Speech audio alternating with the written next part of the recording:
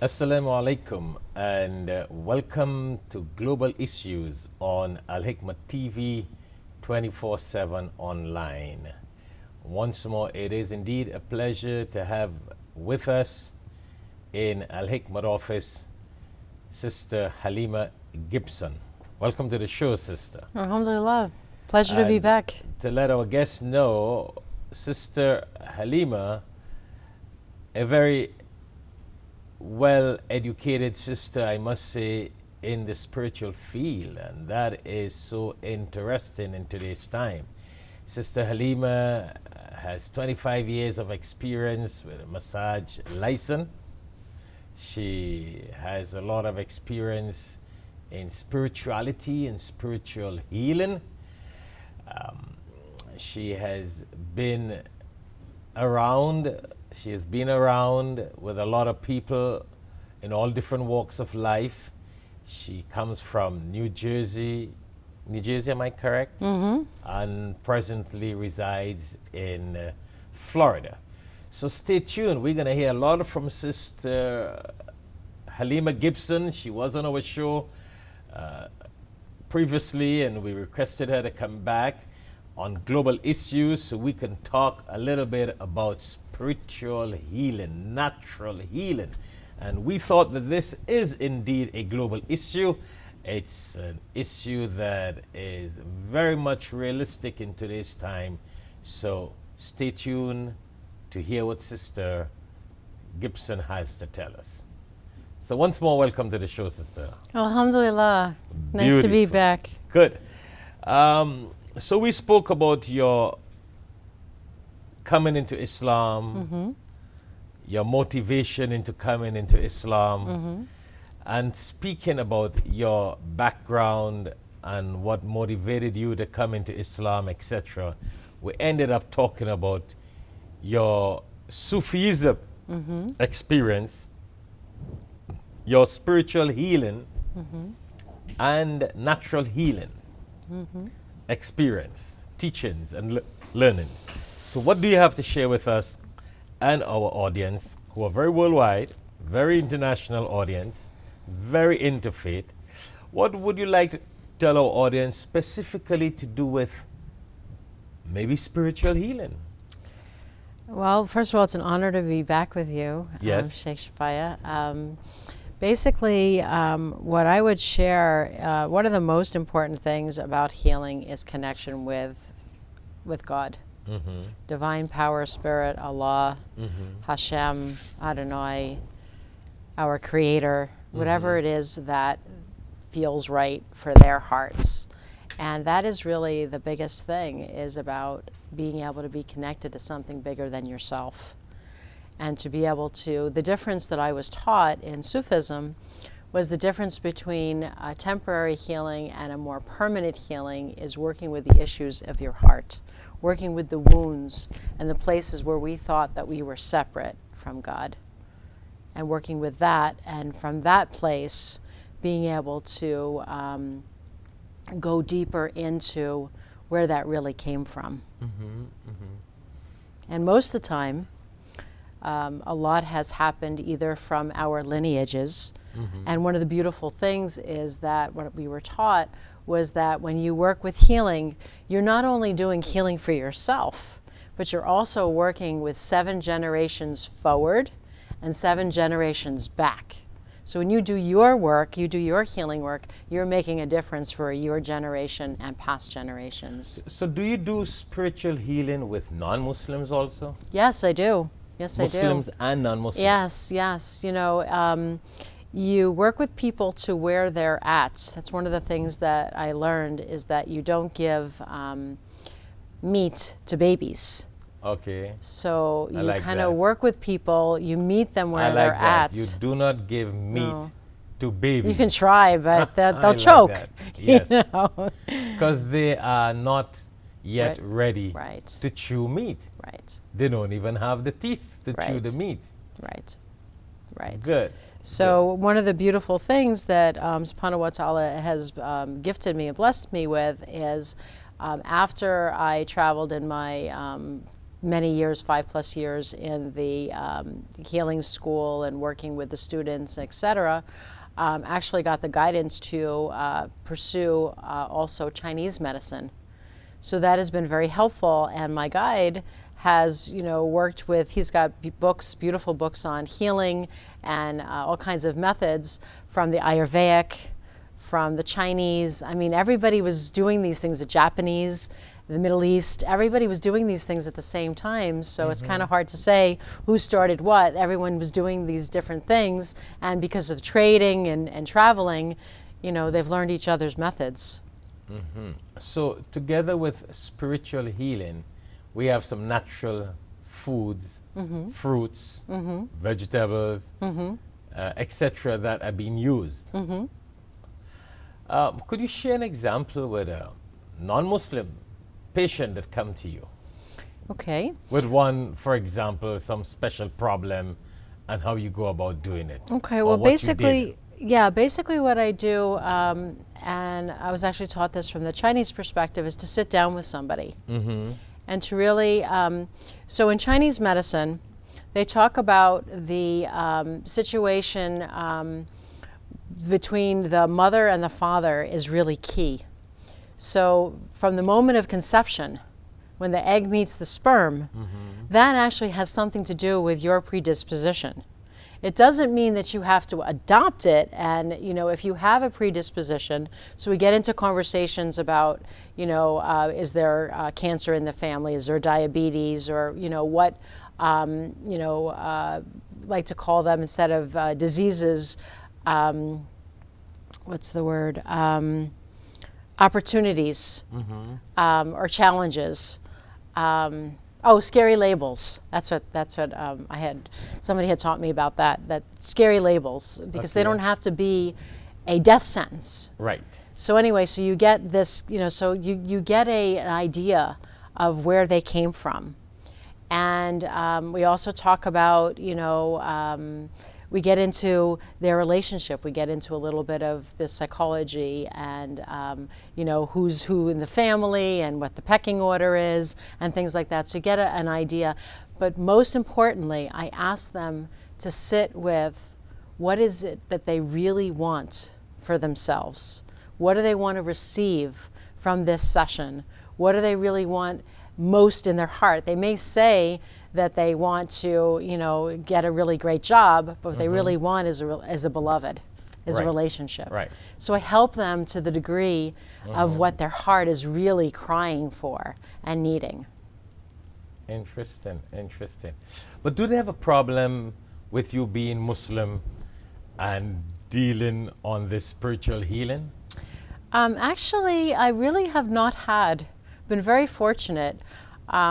Because I've had many tools in my toolbox, I really haven't had a lot of dissension when it comes to, I feel uncomfortable because you're a Muslim, because I really speak to their heart. And when you speak to someone's heart, it kind of bypasses all of that, the way we look, the way we dress.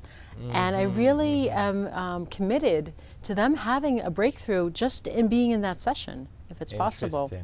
Because a person's heart is really very universal. Yeah, it speaks a language that our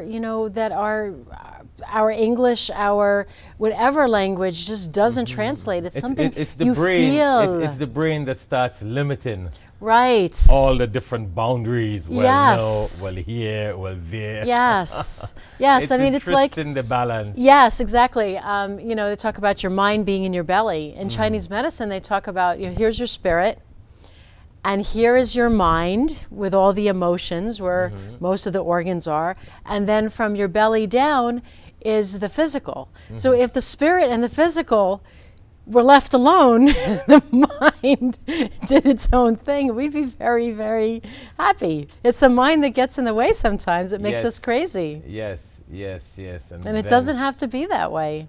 And it limits resources. Yes. And availability of resources. Yes. So what I have learned and what I teach my students and clients that come to me and patients is about bringing this is beautiful. We have been brought up with beautiful beautiful, beautiful minds that create all kinds of things. But if you bring this into this, and you're surrendered, Rumi talks about being in surrender with your mind into your heart, and then from here it's a different projection. So it's almost like shining this camera, this light that's in front of me, and it's actually the camera lens is flipped to here.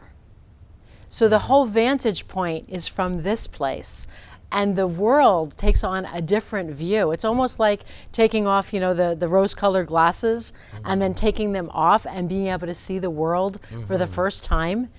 It's like when we had black and white TV, and then all of a sudden it became Technicolor. So, I mean, there's so many things to talk about: spiritual healing, natural healing, that you are into. Maybe could you share with our audience an example of a spiritual healing that you would have used from the Quran? A verse, a surah, and for what, Alhamdulillah. So we were taught that even just the Fatiha, even just saying those 7 phrases. Surah Fatiha. Surah Fatiha. The first chapter of the Quran. Yes. And we were taught that it was the opening, and that it actually helps to open up your soul. So even just by saying A'udhu billahi minash shaitanir rajim, Bismillahir Rahmanir Rahim, you could say that over and over again into in a healing session into somebody's heart, and that will affect change. Wow. And Iyaka na'budu, Iyaka nasta'in, you can say that over and over again. He alone do we worship, He alone do we ask for help. And that will make change. Just like when also Tawbah, when you say Astaghfirullah al-Azim, you're saying, I ask for forgiveness from Lord Almighty. And you do that again and again. And then there are stages. Actually, even Ho'oponopono, if you're familiar with in the Hawaiian tradition, they talk about, I'm sorry, please forgive me, thank you, and I love you. Well, if you break it down, Astaghfirullah al-Azim, and you keep doing that, you're actually traveling through those different layers of being sorry, feeling remorse, please forgive me, asking, subhanahu wa ta'ala for help and forgiveness, allowing the forgiveness to come in, and then being grateful. Wow. And saying, I love you. And actually what I have noticed is that a lot of healing out there is really great. But if you don't get to the place where you feel grateful for the event that happened, and the lesson that's being learned and the hidden blessings behind it, you're not really finished with something. So that's why we walk around with these issues and burdens on our back, because we haven't gotten to the place of gratitude. No, you're right. Make a lot of sense. Wow. What other surah? Well, before I ask you that, in our conversation on the show, your journey to Islam, you mentioned that you were involved in spiritual learning, Sufism, before even accepting Islam. So were you into Quranic spiritual healing before accepting Islam? Well, actually, we were taught from the get-go about prophetic medicine. And prophetic medicine is all about being able to use the prayers from, then the chapters and the ayats from the Quran, and using it in a particular way for healing. There's a beautiful... So I want to repeat that. So before you became a Muslim, you were already involved in Quranic spiritual healing. Yes. Wow. That was and you had believed in it. Yes. You had accepted it. Well, I can tell you that brought me to the school that I went to, the healing school, the University of Spiritual Healing and Sufism, because I actually had a healing session with one of my friends right after Hurricane Irma, which is how I got to healing school in the first place, because it was a prophetic healing, and I realized that it was really great to, I was either going to do one of two things. I was either going to put up a shingle and put myself out there as, an independent massage therapist with my own office and, like I said, shingle on the door, or I was going to go to healing school. Okay. And my friend didn't say anything at the time because there's a certain place of allowing it to unfold. It's not like giving advice. It's not like, you go to a counselor and they ask you what to do and they give you advice. It's about bringing that light and shining it back to you. So you actually learn how to feel and be able to connect, make your own connection with divine power, God, Spirit, Allah. So once that light is shining inside, you start to make your own, you start to connect more deeply with your own guidance and your own intuition. That's so basically, so she didn't give me advice. However, inside she was thinking to herself that yes, it would be great to, put your shingle up and say you're a massage therapist and have an office and everything else. However, the idea of going to healing school for, from 1 to 3 years, now it's even 4 years program for a master's, that would be more beneficial in the long run. But she did not tell me that. I found that out for myself. Wow. And 10 days later, I was signed up and I was on my way to California. Interesting. And that's the other thing too. And I can share this with your viewers, that when you feel you are guided, and you know this from your own, that you have no idea. I had no idea how I was going to get to school. Like I had mentioned that I mentioned it to my beloved husband at the time, and I told him I wanted to go to healing school, and he believed that it was only 1 year. He didn't hear that it was a 3-year program. You do a year at a time. And then even with my dad, this was fairly new, and I told him I was going to healing school, and he said, "What's that?" And I said, "Well, I'm learning how to become a medical intuitive." And he said to me, "What is that?" I said, "Well, you can look it up." And he did. There were 4 at the time. So he at least had some kind of reference of what it was that I was actually embarking on. Interesting. So what are some of the other surahs? Just 1 or 2 other names that works for other things. So, how we say the kuls before we go to bed, using them over and over again in particular places. Like you might say... the 4 kuls. Yes, you say the 4 kuls. You might say the Fatiha in your heart, and then you would say something, or at the top of your head, and then you would say the Surah Ikhlas at your neck, and then you would say something else at your forehead. You might say Falak or Nas. You would say maybe Nas. Nas at the top of your head, since it's for the mind. Surah Al-Nas is more for the mind. They say that Surah Falak is more for the people, for the outside people, tying of knots. And seeking refuge in Allah from outside people. Yes. Evil of other people. Yes. Envy of other people. Yes. Jealousy of other people. Yes. That's a protection. Okay. Yes. And Surah Nas is protection from your own mind and your own thoughts.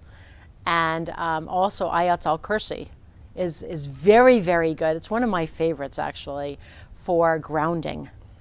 So sometimes if you feel like you're kind of, spinning out there, or, excuse me, astaghfirullah, sometimes you are really excited and you're not really fully in your body because you're like swirling with all this stuff, which is really great. So it's helpful to be grounded and centered in your body. So even just laying on the ground or on the grass and saying Ayat al-Kursi is very, very helpful, because nature, it's natural to be in that place. Just like when you put your head on the ground in prostration, you are humbled and you are touching the ground.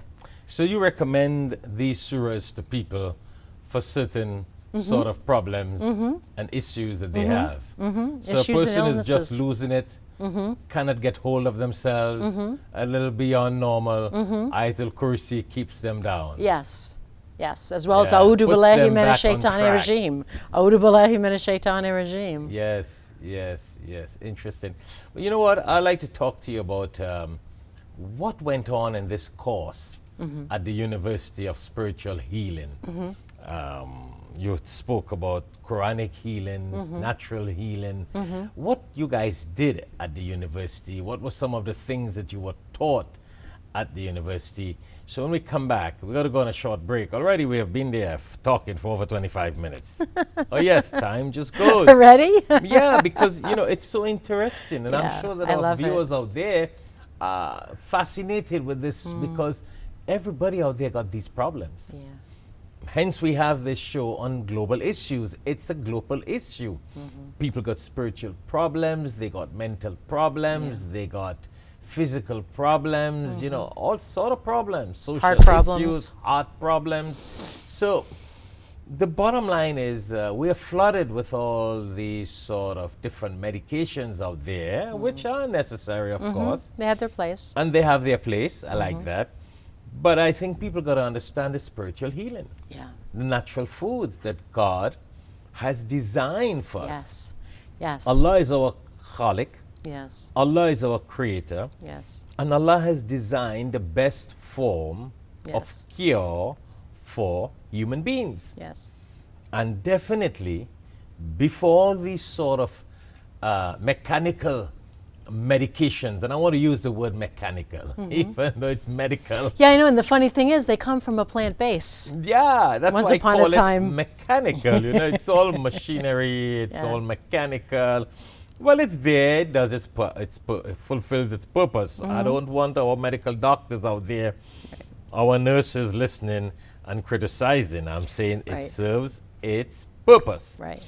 But before all of this, the thousands and thousands of years ago, people used spiritual medicine, Yes. spiritual healing. People use natural herbs, foods, some of the natural foods. And I see you got those books there. I'd like you to share some of the information. Like that book on the top. What is the name of that book? The Gift of Healing.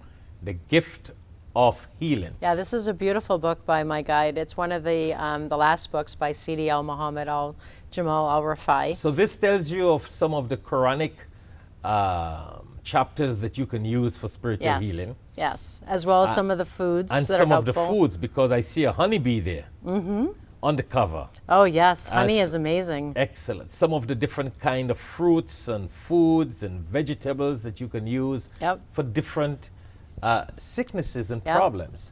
So when we come back, I would really appreciate if you can share some of this information Sure. with our sure. viewers. So thank you for tuning on and viewing Al Hikmah TV, global issues on Al Hikmah TV 24/7 online. And those of you who have just tuned in, we are talking to Sister Halima Gibson, a very spiritual minded person with a lot of spiritual experience, spiritual healing, etc.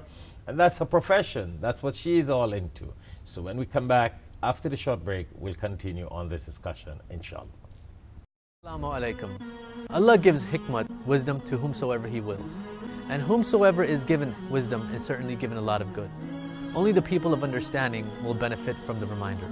Tune in to Al Hikmah TV for khutbahs, lectures, and Islamic reminders. Assalamu alaikum wa rahmatullahi wa barakatuh. Assalamu alaikum and welcome back to Global Issues on Al Hikmah TV 24/7 online. Again, it's a pleasure to have with us in Al Hikmah studio Sister Halima Gibson. Those of you who have just tuned in, we have been speaking about Sister Halima's experience in the spiritual world, spiritual healing, natural healing. So we are going to continue that conversation. Yeah, I like to say that it's more like integrative or complementary medicine, not to separate it, because Allah made everything. Of course. So He made modern medicine, He made complementary medicine, and this has all been through the dawn of time, beginning of time. People have been and using that's healing. a very powerful point. Yes, and not only that, but they've also, been doing exercises. They've been doing movements and breath, and even salat has its place, and reasons physically why it's beneficial. Just like in yoga, where you do the salutations and the sun and you bow, and you know, each one of them has a purpose for strengthening the heart or strengthening the liver. And they all got a physical combination Yes. integrated in the system. Yes. The same thing with Chinese medicine. And that's what natural foods are all about. Yes. So then you turn me into another point. What are some of the natural foods that you So- recommend to your patients? So basically, you know, food, one of the two biggest things that we were taught that heals and helps support anything, because it's, you know, mind, body, spirit. So you're doing your spiritual healing, you're doing your mental and your physical, but now the foods supporting that. Basically, so black seed oil, or black seed powder, and honey. Or the black seed directly itself, Yes, right? yes, sativa nagila is the technical name. Okay. Chewing the black seed. No, you can do it. You can, okay, so you can mix it with honey, and you could put it on whole grain bread, or you could do what I do with the rice cakes. You can do, you make a paste, or you can take the oil, and in some things you can ingest it, some things you apply it. You know, there are different things. Right. Different ways you can make a poultice. Like I had an issue one time with some kind of fungus, and I put honey on a Band-Aid, and I put it around the toe, and a couple of days later it was gone. Wow. Yeah, and you use black seed oil for healing of any kind of open wounds or sores, and you put a Band-Aid over it. So these you things can are. eat it. Yeah, you can eat it, you can drink it, you can apply it, Yes. you can inhale it. I like that's one of the things you can use it for everything. Yes. You see, it's not everything you can drink Right, or you can use internally. right. Some medications are only for external use. Exactly, But the exactly. black seed And honey. is one of those things that it's Yes. multi-purpose. Yeah, it's actually a hadith. Subhanallah. Yeah, it's a Subhanallah. hadith that says that, you know, black seed and honey can cure everything except death. Yep. Yes, black seed is a cure for everything Yeah. but death. Another one is dates. Dates are amazing. They have an amazing component of many, many trace minerals and nutrients. I think they say to take like 5 or 7 a day.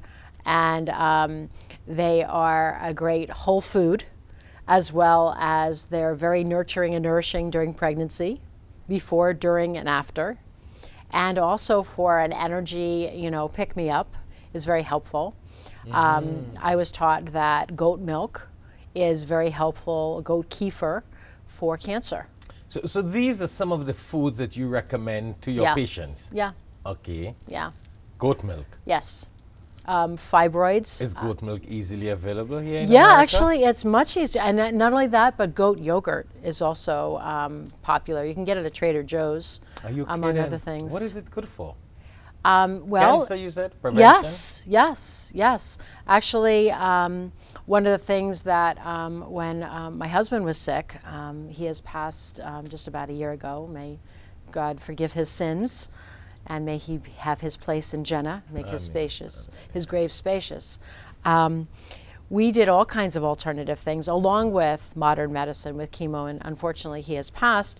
However, I do believe that the combination, so flaxseed is something that is recommended, along with, what do they call it? They called it, it was some kind of cottage cheese concoction. It's actually from something called the Budwig diet, which has been around for a long time as well. For helping with cancer specifically, to shrink the cells. Because I had heard that goat milk and goat kefir were very helpful, we substituted that instead of I forget what it's called. But anyway, Yeah. that was, quark. It's called quark. And that's been around for a long time too. But anyway, so the goat kefir was actually, it would make like an emollient, and you would put the flaxseed and you would drink it. It's actually flaxseed oil. He didn't do well with the flax seeds, but people use flaxseed as well. Interesting, interesting. And tell us a little bit about your school. That spiritual healing school. What goes on there? What do they teach? They teach you how to love. They teach you, one of the things that I experienced in my first week of school, I had never felt and experienced. I mean, my grandparents were amazing. My parents were amazing. Alhamdulillah, I came from a beautiful So family. what motivated you to get into spiritual healing school?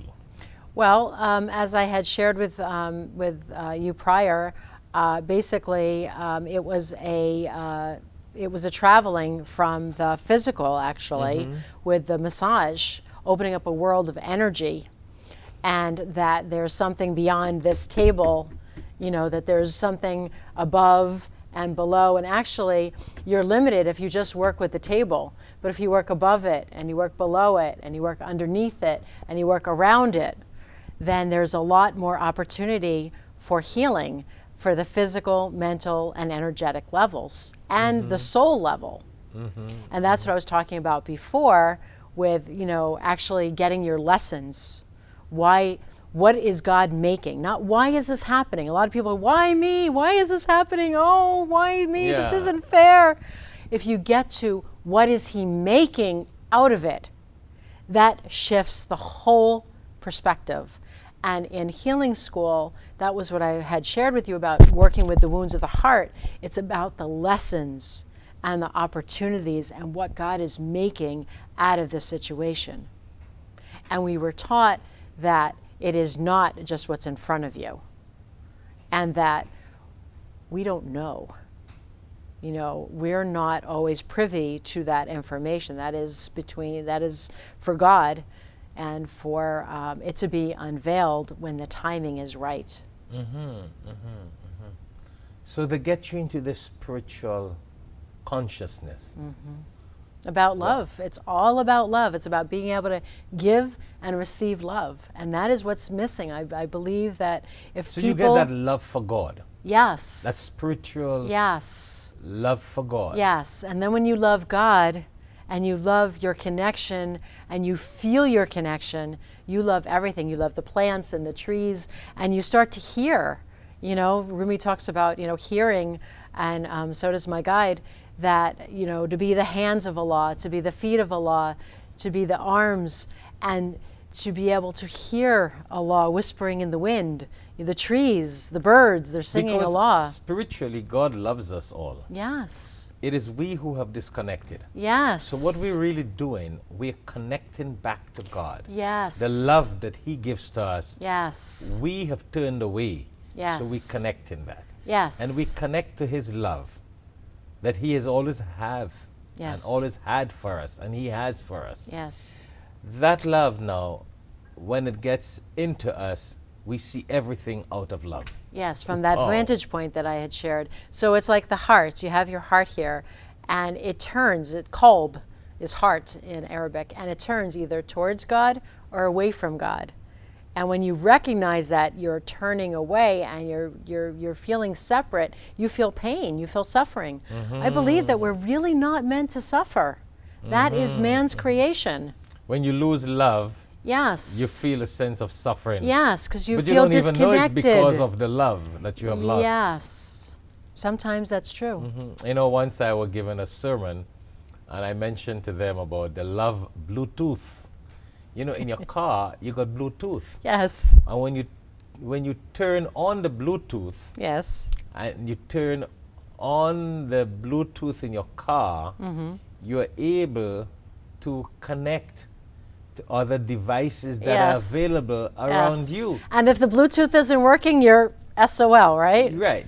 But if the other devices around you are FOL. not turned on, there is no connection. That's right. It's available, That's right. but you need to turn it on. That's right. And then the person in the passenger in the car turns on his Bluetooth on his cellular, okay? And it connects to the Bluetooth of the car. That's And right. then you're Everything's connected. That's So- right. So the love is there. Yes. It's always there and it's always available. It's there, but you gotta turn it on. If it's off, on, Yes. you know, it's like Wi-Fi. Yes.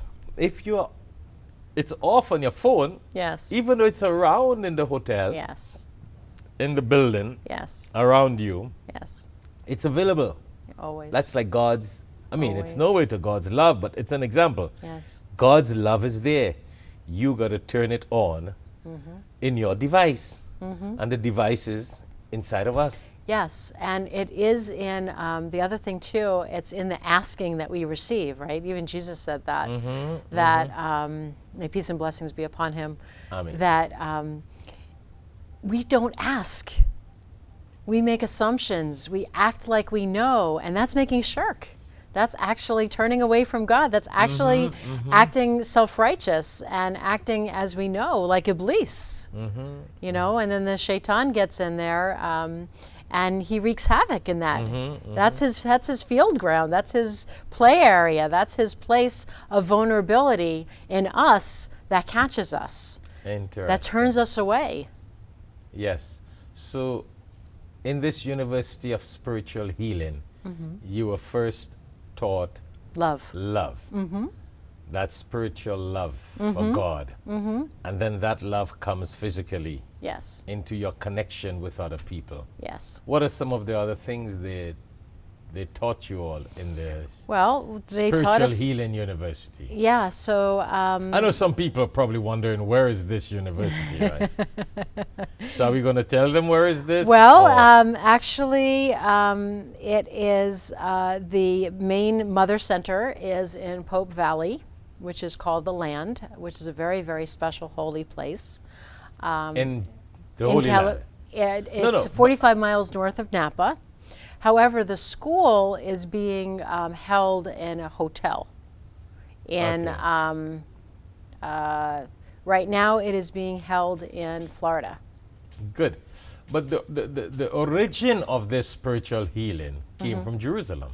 Yes, The teacher, yes, the from whole our sheikh. foundation, Yes, the sheikh, Yes. the founder, Yes. the teacher Yes, from the Holy Land yes, in Jerusalem. yes, Excellent. yes. So Excellent. all of these remedies and things that I've learned come from Jerusalem. So what else did you learn in the Spiritual Healing Institute? So we basically learned how to live in the life of the prophets. You know, we learned how they walked, what they did. So another thing, very simple, is we were taught about 1/3, 1/3, 1/3. 1/3 air. You have to allow space. 1/3 air, 1/3 water, and 1/3 food. And if you do that, and don't take my word for it, try it for yourself, but if you do that, then that allows you not to overindulge.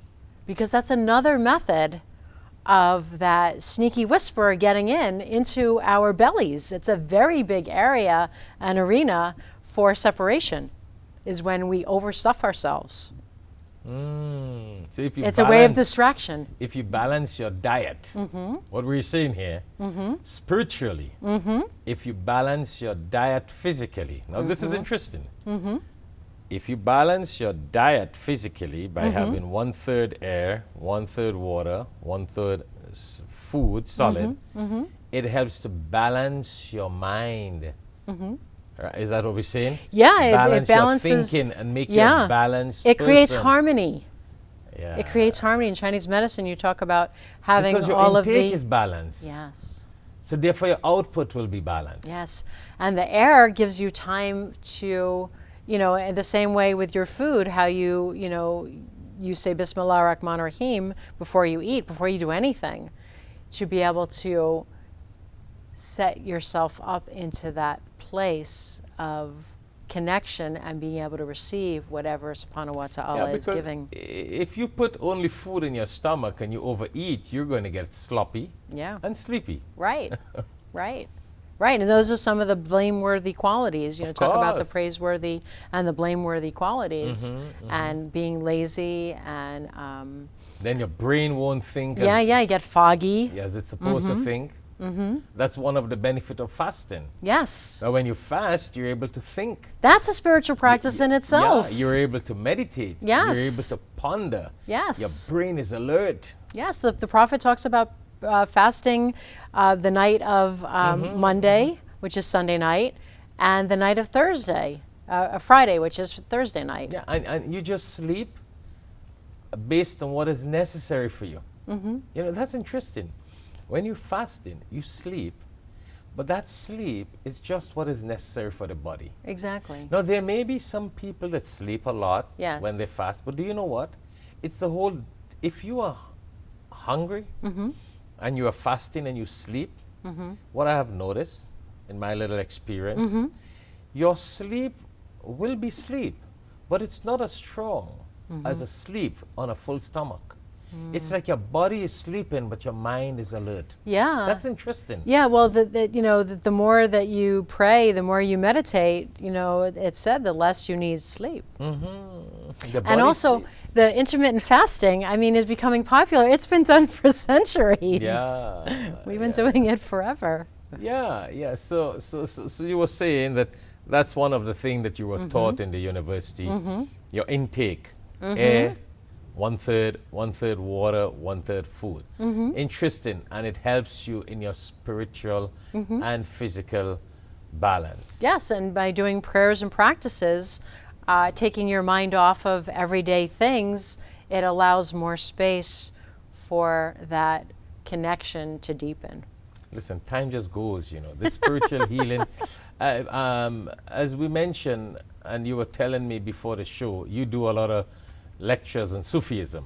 Yeah, I mean, actually, you know, one of the things was to be a messenger, to be able to share the peace and the love and the mercy and the justice of freedom. And that's what we're doing here on Al Hikmat. Exactly. Al Hikmat TV, on this show, Global Issues. We want to spread this message. Right. We want your message to go out there.